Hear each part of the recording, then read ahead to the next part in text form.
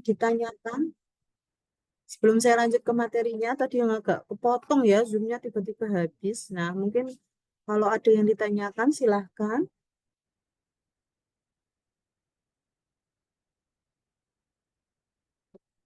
Para mahasiswa, jika ada yang ditanyakan, monggo silahkan.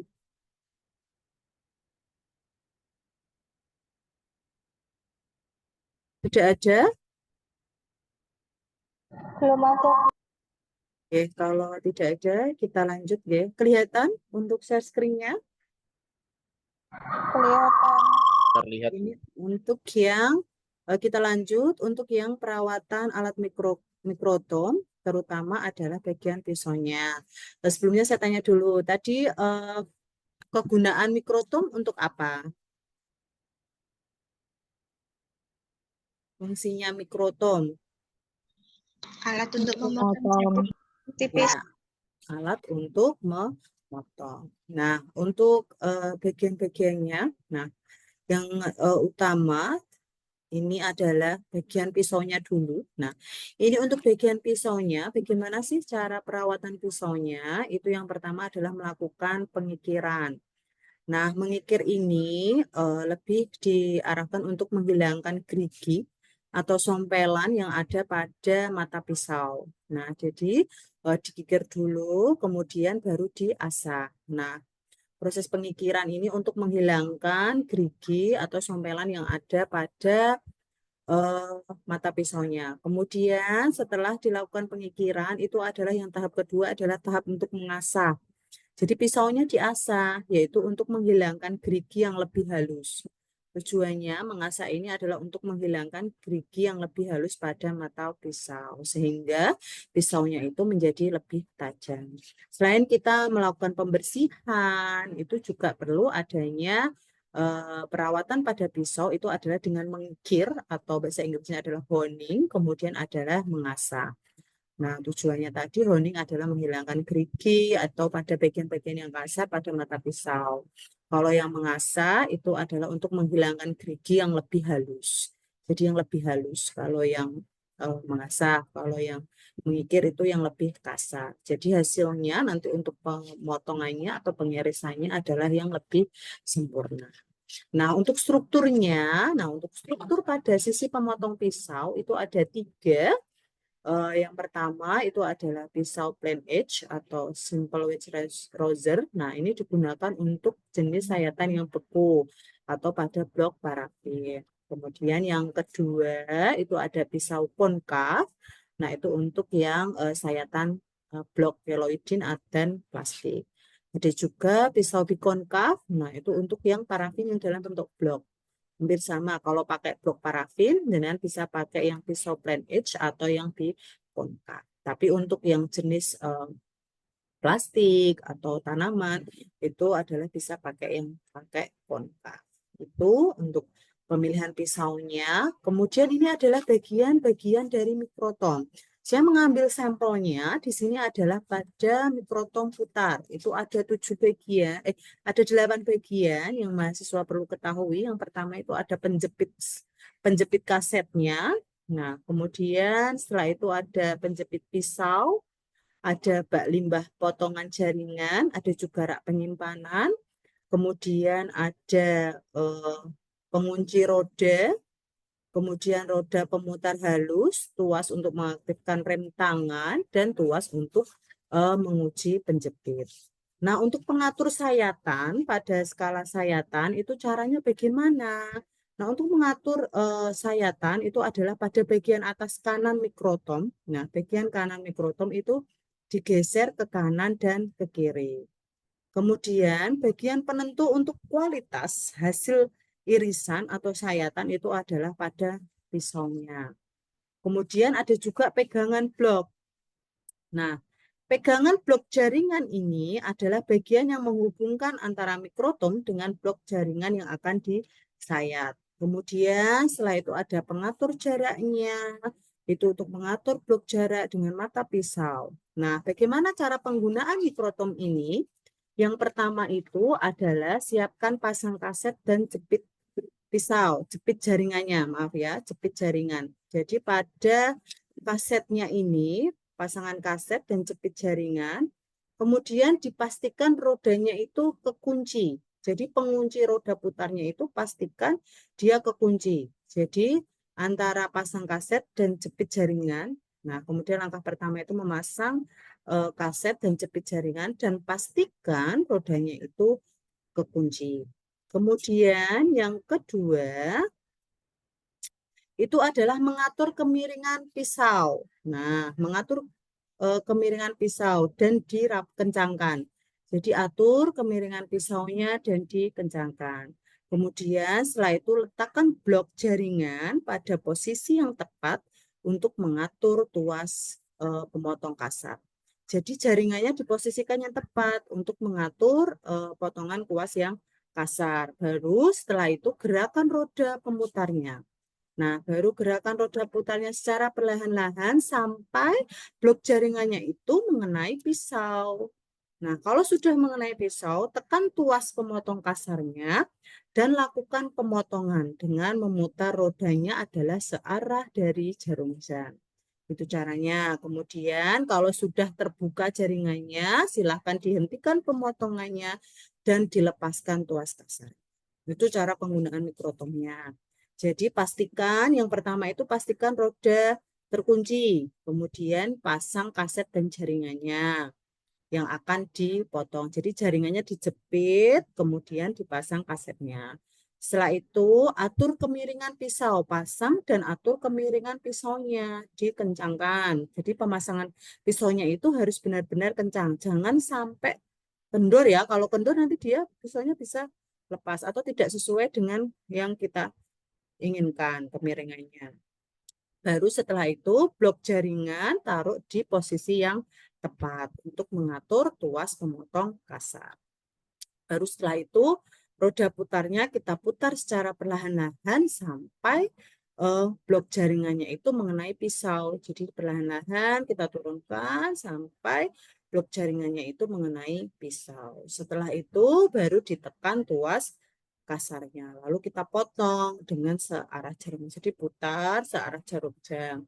Kalau sudah terlihat terbuka, nah kalau sudah terlihat terbuka, itu baru kita hentikan atau lepas tuas kasar. Itu cara penggunaannya.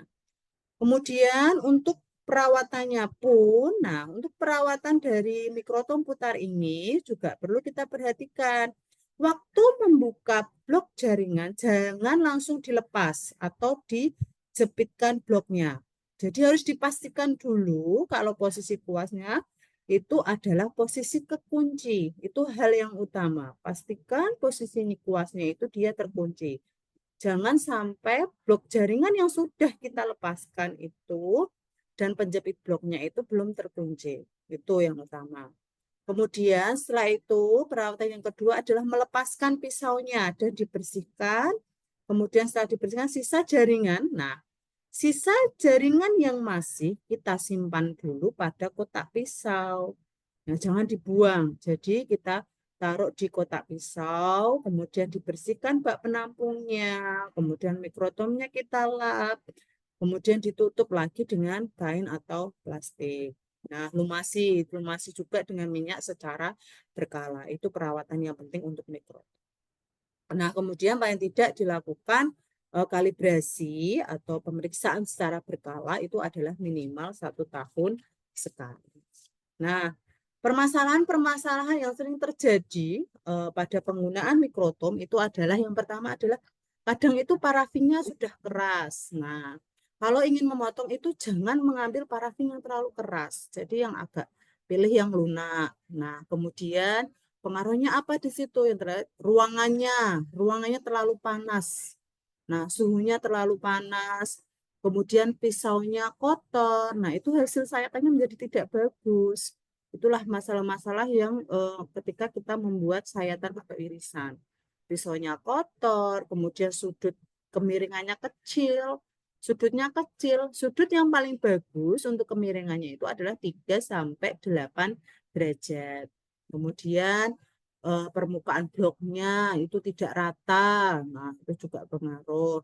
Kemudian penggunaan listriknya itu biasanya pakai yang semprotan antistatis. Sehingga pemotongan yang lebih kecil atau yang berbentuk pita itu dia akan mengontrol yang baik. Itu untuk penggunaan mikrotom.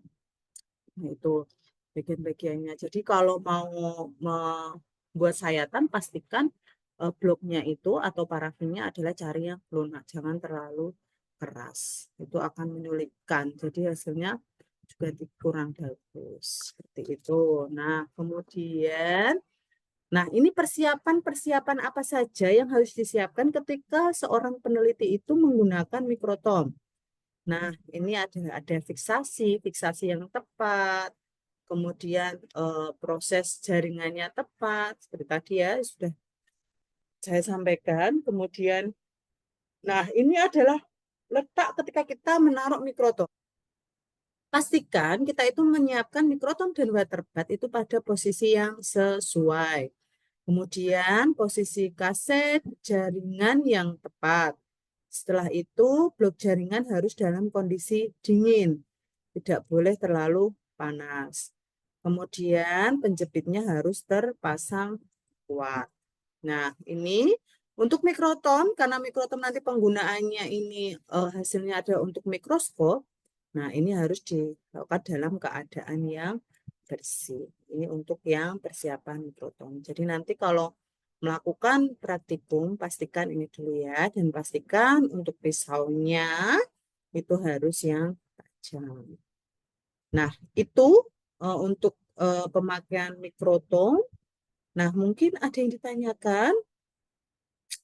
Nanti kita masuk laborat. Nanti untuk penggunaan mikrotom, untuk sayatan-sayatannya nanti akan kita lakukan studi banding dengan USB juga ya, untuk penggunaan mikrotomnya. Itu ini bisa menjadi acuannya untuk mahasiswa tentang penggunaannya juga. Kemudian bagian-bagian mikrotomnya yang perlu diketahui itu ada 8. Itu untuk yang jenis putar ya, karena yang akan kita pakai nanti yang ini, yang jenis begitu. Ada yang ditanyakan untuk materinya, alat-alatnya?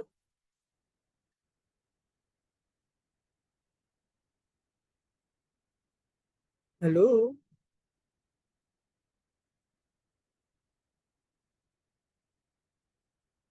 mahasiswanya ada enggak ya?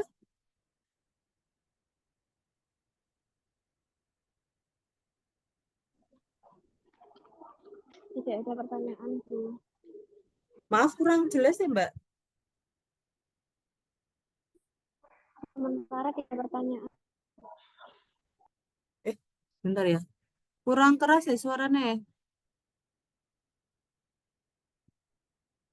Jika tidak ada pertanyaan atau belum, nanti insya Allah nanti kalau kita masuk lab, kita sudah siap untuk alatnya. Nanti kita bisa praktek langsung ya. Sama tadi diperhatikan untuk bagian-bagiannya.